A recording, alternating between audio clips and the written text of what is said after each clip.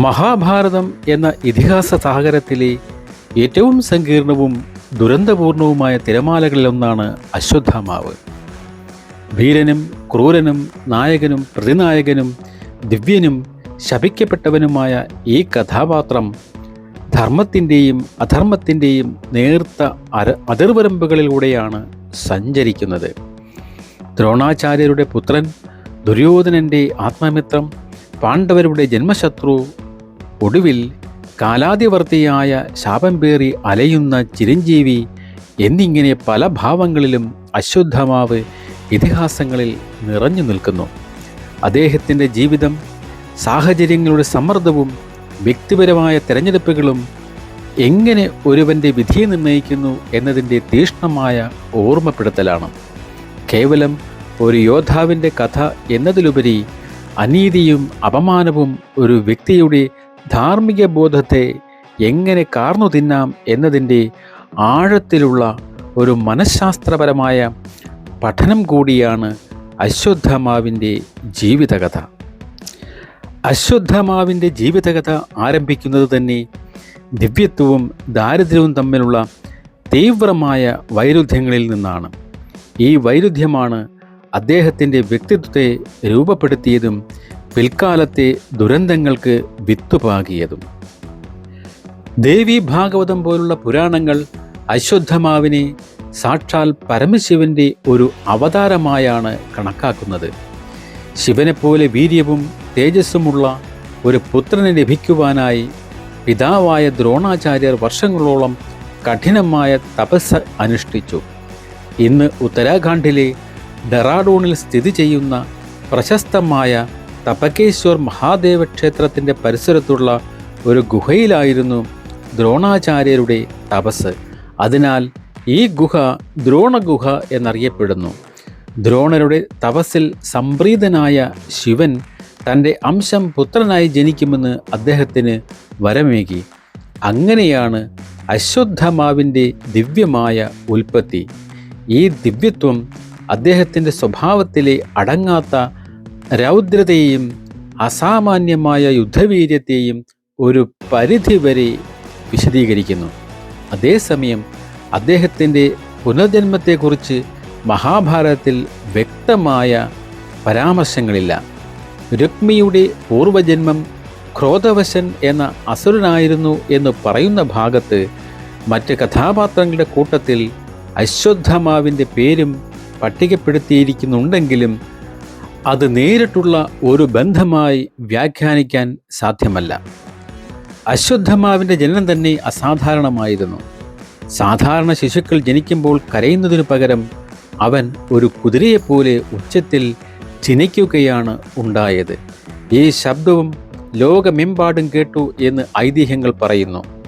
അശ്വത്ഥ പോലെ ശബ്ദമുള്ളവൻ എന്ന അർത്ഥത്തിലാണ് അദ്ദേഹത്തിന് അശ്വത്ഥാമാവ് എന്ന പേര് ലഭിച്ചത്. ജനന സമയത്ത് തന്നെ അദ്ദേഹത്തിൻ്റെ നെറ്റിയിൽ ഒരു ദിവ്യമായ രക്തം അഥവാ ചൂടാമണി ഉണ്ടായിരുന്നു. ഈ രത്നം അദ്ദേഹത്തിന് ഒരു രക്ഷാകവചമായിരുന്നു. വിശപ്പ്, ദാഹം, ക്ഷീണം, വാർദ്ധക്യം, രോഗങ്ങൾ, ആയുധങ്ങൾ എന്നിവയിൽ നിന്നെല്ലാം അദ്ദേഹത്തെ സംരക്ഷിച്ചു. അജയ്യനും അനശ്വരനുമാക്കി. ഈ ദിവ്യമായ ജനനവും ഭൗതികമായ ദാരിദ്ര്യവും തമ്മിലുള്ള അന്തരം അദ്ദേഹത്തിൻ്റെ ബാല്യകാലത്ത് വലിയ ആന്തരിക സംഘർഷങ്ങൾക്ക് കാരണമായി. അശ്വത്ഥാമാവിൻ്റെ ബാല്യം കടുത്ത ദാരിദ്ര്യത്തിൻ്റേതായിരുന്നു. മഹാനായ ആചാര്യനായിരുന്നിട്ടും ദ്രോണർക്ക് തൻ്റെ മകന് ഒരു നേരത്തെ പാൽ വാങ്ങിക്കൊടുക്കാൻ പോലും കഴിഞ്ഞിരുന്നില്ല. ഒരിക്കൽ കളിക്കൂട്ടുകാർ പാലാണെന്ന് പറഞ്ഞ് കുറച്ച് അരിമാവ് വെള്ളത്തിൽ കലക്കി അശ്വത്ഥാമാവിന് കുടിക്കാൻ കൊടുത്തു. പാലിൻ്റെ രുചി അറിയാത്ത ആ കുട്ടി അത് യഥാർത്ഥ പാലാണെന്ന് കരുതി സന്തോഷത്തോടെ കുടിക്കുകയും താൻ ശക്തനെന്ന് ഭാവിച്ച് ഓടിക്കളിക്കുകയും ചെയ്തു. അപ്പോൾ കൂട്ടുകാർ, അത് പാലല്ല, അരിമാവാണ്, നിന്റെ ദരിദ്രനായ അച്ഛനെ പാൽ വാങ്ങിത്തരാൻ കഴിയില്ല എന്ന് പറഞ്ഞ് കളിയാക്കി. ഈ സംഭവം അശ്വത്ഥാമാവിൻ്റെ കുഞ്ഞു മനസ്സിൽ ആഴത്തിലുള്ള അപമാനവും അപകർഷതാബോധവും സൃഷ്ടിച്ചു. ഈ അപമാനം അംഗീകരിക്കാനും ശക്തിക്കും വേണ്ടിയുള്ള അടങ്ങാത്ത ദാഹമായിരുന്നു പിന്നീട് അദ്ദേഹത്തിൽ വളർന്നത്. മകൻ്റെ ദുഃഖം കണ്ടു മനംനൊന്ത ദ്രോണർ സഹായം അഭ്യർത്ഥിച്ച് തൻ്റെ ബാല്യകാല സുഹൃത്തും പാഞ്ചാല ദേശത്തെ രാജാവുമായ ദ്രുപദൻ്റെ കൊട്ടാരത്തിലേക്ക് പോയി. എന്നാൽ അധികാരത്തിൻ്റെ പ്രൗഢിയിൽ ദ്രുപദൻ ദ്രോണരെ തിരിച്ചറിഞ്ഞില്ലെന്നും അടിക്കുകയും രാജാവും ദരിദ്രനായ ബ്രാഹ്മണനും എങ്ങനെ സുഹൃത്തുക്കളാവും എന്ന് ചോദിച്ച് പരസ്യമായി അപമാനിക്കുകയും ചെയ്തു. ഈ രണ്ട് അപമാനങ്ങളും മകന് നേരിട്ടതും തനിക്ക് നേരിട്ടതും ദ്രോണരുടെ അതുപോലെ തന്നെ അശ്വത്ഥമാവിൻ്റെ ജീവിതത്തിലെ നിർണായക വഴിത്തിരിവായി. ഈ സംഭവത്തോടെയാണ് അവർ പ്രതികാരദാഹത്തോടെ ഹസ്തിനാപുരിയിലേക്ക് യാത്രയാകുന്നതും കുരുവംശത്തിൻ്റെ ചരിത്രവുമായി അഭേദ്യമായി ബന്ധപ്പെടുന്നതും. ഹസ്തിനാപുരിയിലെ ജീവിതം അശ്വത്ഥമാവിന് ദാരിദ്ര്യത്തിൽ നിന്നും അപമാനത്തിൽ നിന്നും ഒരു മോചനം നൽകിയെങ്കിലും പുതിയ വെല്ലുവിളികൾക്കും ആന്തരിക സംഘർഷങ്ങൾക്കും അത് കാരണമായി. ഹസ്തിനാപുരിയിൽ ഭീഷ്മരുടെ ശുപാർശ പ്രകാരം ദ്രോണർ കൗരവ പാണ്ഡവ രാജകുമാരന്മാരുടെ ഗുരുവായി നിയമിതനായി. അതോടെ അശ്വത്ഥമാവിൻ്റെ ജീവിതം രാജകൊട്ടാരത്തിലേക്ക് മാറി. പിതാവിൽ നിന്ന് രാജകുമാരന്മാർക്കൊപ്പം അസ്ത്രവിദ്യ അഭ്യസിക്കാൻ അദ്ദേഹത്തിന് അവസരം ലഭിച്ചു. അതിബുദ്ധിമാനായിരുന്ന അശ്വത്ഥമാവ് വളരെ വേഗത്തിൽ അസ്ത്രവിദ്യയിൽ പ്രാവീണ്യം നേടി. ദ്രോണാചാര്യർ മറ്റാർക്കും ഉപദേശിക്കാത്ത പല നിഗൂഢ വിദ്യകളും ദിവ്യാസ്ത്രങ്ങളുടെ പ്രയോഗവും തൻ്റെ പ്രിയപുത്രനായ അശ്വത്ഥമാവനും പ്രിയ ശിഷ്യനായ അർജുനനും മാത്രമായി പകർന്നു നൽകി. സർവസംഹാരിയായ നാരായണാസ്ത്രം, അതിലും വിനാശകാരിയായ ബ്രഹ്മശിരസ് തുടങ്ങിയ ദിവ്യായുധങ്ങൾ അദ്ദേഹം പിതാവിൽ നിന്നും സ്വായത്തമാക്കി. രാജ്യസഭയിൽ ഒരു ബ്രാഹ്മണ കുമാരനായിരുന്നിട്ടും അശ്വത്ഥമാവിന് രാജകുമാരന് തുല്യമായ സ്ഥാനവും അംഗീകാരവും നൽകിയത് ദുര്യോധനനായിരുന്നു. പിതാവായ ദ്രോണർക്ക് അർജുനനോടുണ്ടായിരുന്ന പ്രത്യേക വാത്സല്യവും പക്ഷാപാതവും അശ്വത്ഥമാവിൽ നേരിയ അസൂയയും തിരസ്കാരബോധവും സൃഷ്ടിച്ചേക്കാം. ഈ വൈകാരിക ശൂന്യതയിലേക്കാണ് ദുര്യോധനൻ്റെ സൗഹൃദം കടന്നു വരുന്നത്. ദുര്യോധനൻ അശ്വത്ഥമാവിൻ്റെ കഴിവിനെയും അസ്തിത്വത്തെയും പൂർണ്ണമായി അംഗീകരിച്ചു. ഇത് കേവലം ഒരു രാഷ്ട്രീയ സഖ്യമായിരുന്നില്ല, ആഴത്തിലുള്ള ഒരു വൈകാരിക ബന്ധമായിരുന്നു.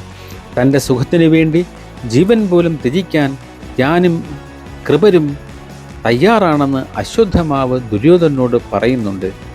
ധർമാധർമ്മ വിവേചനത്തിന് അപ്പുറം ദുര്യോധനോടുള്ള ഈ വൈകാരിക കടപ്പാടാണ് കുരുക്ഷേത്ര യുദ്ധത്തിൽ അദ്ദേഹത്തിൻ്റെ നിലപാടിനെ നിർണയിച്ച പ്രധാന ഘടകം. പാണ്ഡവരോടുള്ള അശ്വത്ഥമാവിൻ്റെ ശത്രുതയ്ക്ക് പല തലങ്ങളുണ്ട്. ദുര്യോധനോടുള്ള അചഞ്ചലമായ കൂറ് തന്നെയായിരുന്നു പ്രധാന കാരണം. അതോടൊപ്പം പിതാവിന് അർജുനനോടുള്ള പ്രത്യേക പരിഗണന അദ്ദേഹത്തിൻ്റെ അസൂയ വളർത്തി. കൂടാതെ തൻ്റെ പിതാവിനെ അപമാനിച്ച ദ്രുപദൻ്റെ മക്കളായ ദൃഷ്ടദ്യുമ്നനോടും ദ്രൗപദിയോടും പാണ്ഡവർക്കുണ്ടായിരുന്ന അടുത്ത ബന്ധവും ഈ ശത്രുതയ്ക്ക് ആക്കം കൂട്ടി. ഈ ഘടകങ്ങളെല്ലാം ചേർന്ന് പാണ്ഡവരെ തൻ്റെ സ്വാഭാവിക ശത്രുക്കളായി കാണാൻ അശ്വത്ഥമാവിനെ പ്രേരിപ്പിച്ചു. കുരുക്ഷേത്ര യുദ്ധം അശ്വത്ഥമാവിൻ്റെ ജീവിതത്തിലെ ഏറ്റവും നിർണായകമായ അധ്യായമായിരുന്നു. ഒരു യോദ്ധാവെന്ന നിലയിൽ തൻ്റെ കഴിവുകൾ പ്രകടിപ്പിക്കാനും അതേസമയം തൻ്റെ ജീവിതത്തെ മാറ്റിമറിച്ച ദുരന്തത്തിന് സാക്ഷ്യം വഹിക്കാനും അദ്ദേഹത്തിന് വിധിയുണ്ടായി. കൗരവസേനയിലെ ഏറ്റവും പ്രമുഖരായ മഹാരഥികളിൽ ഒരാളായിരുന്നു അശ്വത്ഥമാവ്. സിംഹവാലുള്ള കൊടിയടയാളവുമായി അദ്ദേഹം പാണ്ഡവസേനയ്ക്കെതിരെ ഘോരമായ യുദ്ധം നയിച്ചു. യുദ്ധത്തിൽ ഭീമൻ, ഘടോൽക്കജൻ, അർജുനൻ തുടങ്ങിയ പ്രമുഖരുമായി അദ്ദേഹം പലതവണ ഏറ്റുമുട്ടി. അദ്ദേഹത്തിൻ്റെ പോരാട്ടവീര്യം പാണ്ഡവസേനയ്ക്ക് പലപ്പോഴും കനത്ത നാശനഷ്ടങ്ങൾ വരുത്തിവെച്ചു. യുദ്ധത്തിൻ്റെ 15-ാം ദിവസം ദ്രോണാചാര്യരുടെ പരാക്രമണത്തിന് മുന്നിൽ പാണ്ഡവസേന തകർന്ന് അടിയുകയായിരുന്നു. ആയുധമെടുത്ത ദ്രോണരെ ഇന്ദ്രന് പോലും പരാജയപ്പെടുത്താനാവില്ലെന്ന് മനസ്സിലാക്കിയ കൃഷ്ണൻ അദ്ദേഹത്തെ വീഴ്ത്താൻ ഒരു കുതന്ത്രം മെനഞ്ഞു. ഭീമസേനൻ മാളവ രാജാവിൻ്റെ അശ്വത്ഥമാവ് എന്ന് പേരുള്ള ആനയെ ഗദ കൊണ്ട് അടിച്ചു കൊല്ലുകയും അശ്വത്ഥമാവ് കൊല്ലപ്പെട്ടു എന്ന് യുദ്ധക്കളത്തിൽ ഉച്ചത്തിൽ വിളിച്ചു പറയുകയും ചെയ്തു. പുത്രൻ മരിച്ചുവെന്ന വാർത്ത കേട്ട് തളർന്നുപോയ ദ്രോണർക്ക് അത് പൂർണ്ണമായി വിശ്വസിക്കാനായില്ല. സത്യം അറിയാനായി അദ്ദേഹം ഒരിക്കലും കള്ളം പറയില്ലെന്ന് വിശ്വസിച്ചിരുന്ന ധർമ്മപുത്രനായ യുധിഷ്ഠിരനോട് ചോദിച്ചു. കൃഷ്ണന്റെ നിർദ്ദേശപ്രകാരം യുധിഷ്ഠിരൻ ഒരു അർത്ഥസത്യം പറഞ്ഞു. അശ്വത്ഥാമ ഹത എന്ന് ഉറക്കെയും കുഞ്ചര അതായത് ആന എന്ന് വളരെ പെതുക്കെയും പറഞ്ഞു. ആന എന്ന വാക്ക് ശരിയായി കേൾക്കാതിരുന്ന ദ്രോണർ തൻ്റെ പ്രിയപുത്രൻ മരിച്ചുവെന്ന് പൂർണ്ണമായി വിശ്വസിച്ചു. പുത്രദുഃഖത്താൽ തകർന്ന അദ്ദേഹം ആയുധം താഴെ വെച്ച് തേർത്തട്ടിൽ ധ്യാനനിരതനായി. ഈ അവസരം മുതലെടുത്ത് പാഞ്ചാല രാജകുമാരനായ ദൃഷ്ടദ്യുമ്നൻ മുന്നോട്ട് വന്ന് നിരായുധനായ ദ്രോണരുടെ ശിരസ്സറത്തു. ചതിയിലൂടെ പിതാവിനെ വധിച്ചു തെറിഞ്ഞ അശ്വത്ഥാമാവ് കോപത്താൽ ജ്വലിച്ചു. ധർമ്മത്തിൻ്റെ പക്ഷമെന്ന് അവകാശപ്പെടുന്ന പാണ്ഡവർ ചെയ്ത ഈ കൊടും ചതി അദ്ദേഹത്തിൻ്റെ മനസ്സിൽ ധർമ്മം എന്ന സങ്കല്പത്തെ തന്നെ ഇല്ലാതാക്കി. എൻ്റെ പിതാവിനെ കൊല്ലാൻ നിങ്ങൾക്ക് അധർമ്മം ആകാമെങ്കിൽ എൻ്റെ പ്രതികാരത്തിനും ഒരു ധർമ്മവും ബാധകമല്ല എന്ന ചിന്തയിലേക്ക് അദ്ദേഹം വഴുതി വീണു. പ്രതികാരദാഹത്താൽ അന്ധനായ അദ്ദേഹം പാണ്ഡവസേനയെ ഒന്നടങ്കം നശിപ്പിക്കാൻ കഴിവുള്ള സർവസംഹാരിയായ നാരായണാസ്ത്രം പ്രയോഗിച്ചു. ഈ അസ്ത്രത്തിന് മുന്നിൽ ആയുധമെടുക്കുന്നവരെല്ലാം നശിക്കുമായിരുന്നു. ശ്രീകൃഷ്ണൻ്റെ സംയോജിതമായ ഉപദേശപ്രകാരം പാണ്ഡവസേന ഒന്നടങ്കം ആയുധങ്ങൾ താഴെ വെച്ച് അസ്ത്രത്തെ സ്മരിച്ചുകൊണ്ടാണ് അവർ ഒരു വൻ നാശത്തിൽ നിന്നും രക്ഷപ്പെട്ടത്. ദ്രോണരുടെ വധം അശ്വത്ഥമാവിൻ്റെ ദുഃഖമായിരുന്നുവെങ്കിൽ ചില സംഭവങ്ങൾ അദ്ദേഹത്തിൻ്റെ പൂർണ്ണമായ ധാർമ്മികവും മാനസികവുമായ തകർച്ചയുടെ ആവിഷ്കാരമായിരുന്നു. കുരുക്ഷേത്ര യുദ്ധത്തിൻ്റെ 18-ാം ദിവസം ഭീമനുമായുള്ള ഗദായുദ്ധത്തിൽ തുടയെല്ല് തകർന്ന് രക്തത്തിൽ കുളിച്ച് മരണാസന്നനായി കിടന്നിരുന്ന ദുര്യോധനൻ, യുദ്ധത്തിൽ അവശേഷിച്ച 3 കൗരവ യോദ്ധാക്കൾ, അത് അശ്വത്ഥാമാവ്, കൃപാചാര്യർ, കൃതവർമാവ് എന്നിവരായിരുന്നു. അദ്ദേഹത്തിൻ്റെ വീണുകിടക്കുന്ന ദുര്യോധനൻ്റെ അരികിലെത്തി. പ്രിയ സുഹൃത്തിൻ്റെ ദയനീയ അവസ്ഥ കണ്ട് അശ്വത്ഥാമാവിൻ്റെ ഹൃദയം തകർന്നു. പാണ്ഡവരോട് പ്രതികാരം ചെയ്യുമെന്ന് അദ്ദേഹം ദുര്യോധനന് വാക്കു നൽകി. ഇത് കേട്ട് സന്തോഷിച്ച ദുര്യോധനൻ മരണക്കിടക്കയിൽ വെച്ച് അശ്വത്ഥാമാവിനെ കൗരവസേനയുടെ അവസാനത്തെ സർവ്വസൈന്യാധിപനായി അഭിഷേകം ചെയ്തു. പ്രതികാരം എങ്ങനെ നടപ്പാക്കണമെന്നറിയാതെ ഒരു അരയാലിൻ്റെ ചുവട്ടിലിരിക്കുമ്പോൾ അശ്വത്ഥാമാവ് ഒരു കാഴ്ച കണ്ടു. ആ മരത്തിൽ രാത്രിയിൽ ഉറങ്ങിക്കിടന്നിരുന്ന കാക്കകളെ ഒരു വലിയ മൂങ്ങ കടന്നാക്രമിച്ച് ഒന്നൊന്നായി കൊന്നൊടുക്കുന്നു. ഈ കാഴ്ചയിൽ നിന്നാണ് ഉറങ്ങിക്കിടക്കുന്ന പാണ്ഡവരെയും അവരുടെ സൈന്യങ്ങളെയും രാത്രിയിൽ ആക്രമിച്ച് നശിപ്പിക്കുക എന്ന പൈശാചികമായ ആശയം അദ്ദേഹത്തിന് ലഭിക്കുന്നത്. പ്രകൃതിയിലെ ഹിംസയെ അദ്ദേഹം തൻ്റെ അധർമ്മത്തിന് ഒരു ന്യായീകരണമായി കണ്ടു. ആ രാത്രി കൃപാചാര്യരെയും കൃതവർമാവിനെയും ശിബിരത്തിൻ്റെ കവാടത്തിൽ കാവൽ നിർത്തി അശ്വത്ഥാമാവ് പാണ്ഡവരുടെ പടകുടീരത്തിനുള്ളിൽ പ്രവേശിച്ചു. ഒരു യോദ്ധാവിൻ്റെ ധർമ്മങ്ങളെല്ലാം കാറ്റിൽ പറത്തി അദ്ദേഹം ഒരു ഘാതകനായി മാറി. ആദ്യം തൻ്റെ പിതാവിനെ നിഷ്കരുണം വധിച്ച ദൃഷ്ടദ്യുമ്നനെ ചവിട്ടിയുണർത്തി മൃഗീയമായി കൊലപ്പെടുത്തി. തുടർന്ന് ശിബിരത്തിൽ ഉറങ്ങിക്കിടന്ന ദ്രൗപദിയുടെ 5 പുത്രന്മാരെയും പാണ്ഡവരാണെന്ന് തെറ്റിദ്ധരിച്ച് അദ്ദേഹം കഴുത്തറുത്തു കൊന്നു. ശിബിരത്തിലുണ്ടായിരുന്ന മറ്റ് യോദ്ധാക്കളെയും ആയിരക്കണക്കിന് സൈനികരെയും നിദ്രയിൽ തന്നെ അദ്ദേഹം കൊന്നൊടുക്കി. ബഹളം കേട്ടുണർന്ന് പുറത്തേക്ക് ഓടി രക്ഷപ്പെടാൻ ശ്രമിച്ചവരെ കവാടത്തിൽ കാത്തുനിന്ന കൃപരും കൃതവർമാവും ചേർന്ന് വധിച്ചു. ശ്രീകൃഷ്ണന്റെ ഉപദേശപ്രകാരം പാണ്ഡവർ അന്ന് രാത്രി ശിബിരത്തിൽ ഉറങ്ങാതിരുന്നത് കൊണ്ടും മാത്രം അവർ രക്ഷപ്പെട്ടു. ഈ പൈശാചികമായ കൂട്ടക്കളിയുടെ വാർത്ത അറിയിച്ചപ്പോൾ ദുര്യോധനൻ സന്തോഷത്തോടെ അതുപോലെ സംതൃപ്തിയോടെയുമാണ് പ്രാണൻ വിടിഞ്ഞത്. തൻ്റെ 5 മക്കളും സൈന്യവും നിഷ്കരണം കൊല്ലപ്പെട്ടതറിഞ്ഞ പാണ്ഡവർ ക്രോധത്താൽ ജ്വലിച്ചു. അശ്വത്ഥമാവിനെ വധിക്കുമെന്ന് ഭീമൻ ശപഥം ചെയ്തു. അവർ അദ്ദേഹത്തെ പിന്തുടർന്നു ഗംഗാതീരത്തുള്ള വ്യാസമഹർഷിയുടെ ആശ്രമത്തിലെത്തി. പാണ്ഡവരെ കണ്ട അശ്വത്ഥമാവ് രക്ഷപ്പെടാനായി തൻ്റെ അവസാനത്തെ അസ്ത്രം പ്രയോഗിക്കാൻ തീരുമാനിച്ചു. അശ്വത്ഥമാവ് ഒരു പുൽക്കൊടി എടുത്ത് മന്ത്രിച്ചുകൊണ്ട് പാണ്ഡവർക്ക് നേരെ ബ്രഹ്മശിരസ് എന്ന മഹാസ്ത്രം പ്രയോഗിച്ചു. ഇത് കണ്ട ശ്രീകൃഷ്ണൻ അർജുനനോട് അതേ അസ്ത്രം തിരികെ പ്രയോഗിക്കാൻ നിർദ്ദേശിച്ചു. 2 ബ്രഹ്മശിരസ്സുകൾ കൂട്ടിമുട്ടിയാൽ ലോകം മുഴുവൻ നശിക്കുമെന്ന് മനസ്സിലാക്കിയ വ്യാസൻ നാരദനടക്കമുള്ള മഹർഷിമാരും ഇരുവരുടെയും മധ്യത്തിൽ പ്രത്യക്ഷപ്പെട്ട് അസ്ത്രങ്ങൾ പിൻവലിക്കാൻ ആവശ്യപ്പെട്ടു. അർജുനൻ തൻ്റെ അസ്ത്രം പിൻവലിച്ചു. എന്നാൽ അസ്ത്രം പ്രയോഗിക്കാൻ മാത്രം പഠിച്ചിരുന്ന അശ്വത്ഥമാവിന് അത് പൂർണ്ണമായി പിൻവലിക്കാൻ കഴിഞ്ഞില്ല. അസ്ത്രം എവിടെയെങ്കിലും പതിച്ചേ മതിയാകൂ എന്ന അവസ്ഥയിൽ പാണ്ഡവ വംശം പൂർണ്ണമായി മുടിക്കുക എന്ന ലക്ഷ്യത്തോടെ അശ്വത്ഥമാവ് ആ മഹാസ്ത്രത്തെ അഭിമന്യുവിൻ്റെ പത്നിയായ ഉത്തരയുടെ ഗർഭത്തിലേക്ക് തിരിച്ചുവിട്ടു. അസ്ത്രത്തിൻ്റെ പ്രഹരമേറ്റ് ഗർഭസ്ഥ ശിശുവായ പരീക്ഷിത്ത് മരിച്ചു വീണു. ഗർഭസ്ഥ ശിശുവിനെ പോലും വധിക്കാൻ ശ്രമിച്ച ഈ നീചകൃത്യത്തിൽ കോപാകുലനായ ശ്രീകൃഷ്ണൻ അശ്വത്ഥമാവിനെ ശപിച്ചു. ഭഗവാൻ തൻ്റെ സുദർശന ചക്രം ഉപയോഗിച്ച് അശ്വത്ഥമാവിൻ്റെ നെറ്റിയിലെ ദിവ്യരത്നം ബലമായി പറിച്ചെടുത്തു. ആ രത്നം നൽകിയിരുന്ന എല്ലാ ദിവ്യശക്തികളും അതോടെ അദ്ദേഹത്തിന് നഷ്ടമായി. തുടർന്ന് കൃഷ്ണൻ ഇപ്രകാരം ശപിച്ചു: ബാലഘാതിയായ നീ ഈ പാപത്തിൻ്റെ ഫലമായി 3000 വർഷക്കാലം മനുഷ്യവാസമില്ലാത്ത വിജനപ്രദേശങ്ങളിൽ ശരീരത്തിൽ ഉണങ്ങാത്ത വ്രണങ്ങളുമായി രക്തവും ചലവും ഒലിപ്പിച്ച് ദുർഗന്ധം വമിപ്പിച്ച് ആരും തിരിച്ചറിയാതെ ഒരു അഭയവും ലഭിക്കാതെ അലഞ്ഞുതിരിയും. നിനക്ക് മരണമുണ്ടാകില്ല, എന്നാൽ മനസ്സമാധാനവും ഉണ്ടാകില്ല. ശാപം കേവലം ഒരു ശിക്ഷയായിരുന്നില്ല. മരണം ഒരു മോചനമാണെങ്കിൽ ആ മോചനം പോലും നിഷേധിക്കപ്പെട്ട അനന്തമായ പീഡനമായിരുന്നു അത്. തൻ്റെ പ്രവൃത്തിയുടെ ഭവിഷ്യത്തുകൾ അനന്തമായി അനുഭവിക്കാനുള്ള ഒരു വിധിയായിരുന്നു ആ ചിരഞ്ജീവിത്വം.